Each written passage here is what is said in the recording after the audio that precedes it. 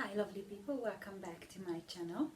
If you're new here, I'm just going to introduce myself briefly as I usually do.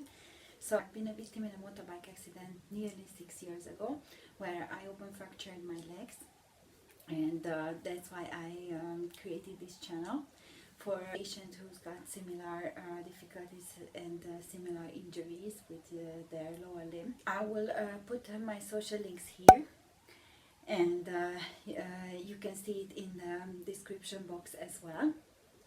And I created this group actually on Facebook, which called External Fixator and Precice patients. It's a private group, so if you are in this situation, you can join us anytime.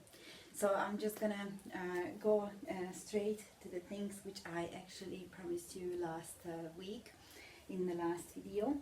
So I'm going to talk about the icing and the walking after the frame removal and the scars, and I will have at the end an extra thing as well, only for probably just for women, but could be for men as well.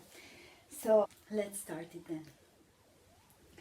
So about the solution to release swelling, comparing to these two things, well, with the external fixators I couldn't do icing.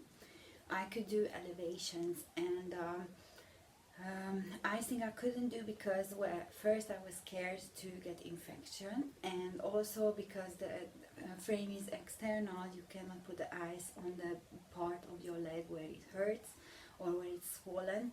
So I couldn't do it, and I didn't do it. Actually, my surgeon didn't suggest it as well. So the elevation part was, most of the time I sit down because it's better if you sit, because you still have got the pressure in your leg, and then you get used to walking easier. But I was doing quite a lot as well, just to lay down in bed and elevate my legs as well.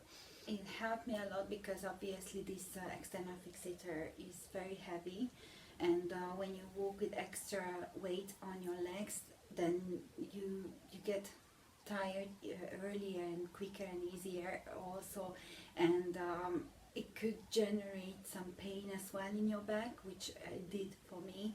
So the best solution for me it was to lay down, and yeah, most of the time I was sleeping as well at the same time. With the internal rod, it's actually completely different. You get tired as well, obviously, because you need to focus on how you walk because of the pain, to avoid bigger pain when you walk, when you are allowed to do full weight bearing. But the icing, it's a good, very good solution for that. My surgeon actually told me, it's not just a suggestion.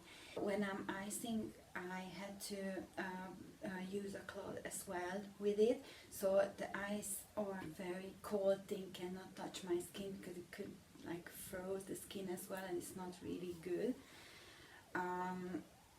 But to be honest with you, with the internal rod as well, I didn't do icing. For me, the best solution was to lay down and sleep. So that's what I usually did. It's about walking after the removals. So walking with the frame, that was it was a funny thing. Before they removed the frames, they actually loosened the whole frame. The pins were inside my bones, and it was kind of like clicking all the time when I was walking, and it was very loose as well.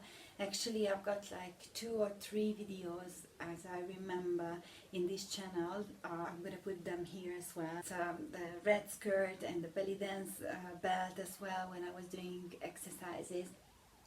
And in that video when I was doing it, actually the frames were already loosened, and well, my surgeon suggested don't do any crazy things, but well, I did. So well, it's recommended to take it easy, because for a long time you got used to walk with it as much as you can, but with the frame loosened, then you need to be careful how you walk. So, and then I didn't get the boots after, because it's also, they said it's not very good for the scars, because leave it open, the scars, then it heals very quickly. Well, about how I walked, it was funny because when they removed it completely, the whole thing, I tend to walk kind of like a cowboy. I had a big gap between my legs when I was walking, and what I did just to retrain my brain and my nervous system, every time when I took a step I touched my other leg as well by the knee, and after around like 1 week I could walk normally, so it was absolutely fine. About the weights, it was actually a relief when they removed it, because when you walk with the heavy weights, it's kind of like you feel when they removed it that you are lifted and you're just like floating somewhere there. It's a really good, it's a very, very good feeling. The internal, it was completely different thing because it's a Precice nail, and then they lengthening it with a magnetic machine. Then they suggest a removal, especially if you would like to have kids later on. When they inserted that, the recovery and the walking with it is another story, which you can see in the previous video as well, how I managed it around the year time, how I was walking with the rod inside my leg. After the recovery, be allowed full weight bearing, I was actually walking as normal. Straight after the removal, I was a general anesthetic, and I could go home without the crutches. But the next day I started to use the crutches because I didn't take painkillers on purpose, because it was actually nothing was actually painful there, but it was still sensitive, my legs, so I had to go with the crutches. And I was on purpose, I was going for a walk at least 1 hour per day, and exercising a lot at home. 1 month, 6 weeks, I could go back to the gym. Usually when I go to gym, I don't go on machines or using heavy weights. I usually go for group exercises like Pilates, yoga, or any kind of dance classes. That's what I meant. I went back to the gym. It was very easy after to walk as well, so it was not much difference. Some patients actually tells me they felt that after the rod it was less heavy, their legs. I didn't feel any difference, but after they removed the rod from my bone, the mobility of my knee got much better, because I couldn't do 100% stretching my legs by the knee. But after the removal, I was doing a lot of exercises as well, and tried to stretch as much as I could, and somehow it went back to almost normal. After 6 years, I would say like 97%, 97-ish percent. So I still cannot do 100%, but I don't really want to do 100% because about stretching my legs, I mean, because it's not good if your muscles and your knees extended completely. It's not good for your knee. That's what I learned from dancing. The next one is about the scars. I would say it was pretty much the same how they heal. As I know, the scar start to heal first on the surface and then deep inside as well. So what you can see in like kind of 2 weeks, the scars outside is healed, but the inside is still healing. It takes longer for the external fixator pins to heal than the normal surgery with the internal rod. I was gonna talk about for mostly for women, about the hair remover solutions. So with the external fixator, that was, well, I was not happy. I'm not quite sure if you're struggling with this as well. But as a woman, I'm always shaving. I'm always hair free. And when you have the external fixator, as we know, the metals and the external fixator, they generate much more hair growth. So my legs were actually looked like a man's leg, and I was not happy with that. So when I was in the hospital, obviously I couldn't really do anything.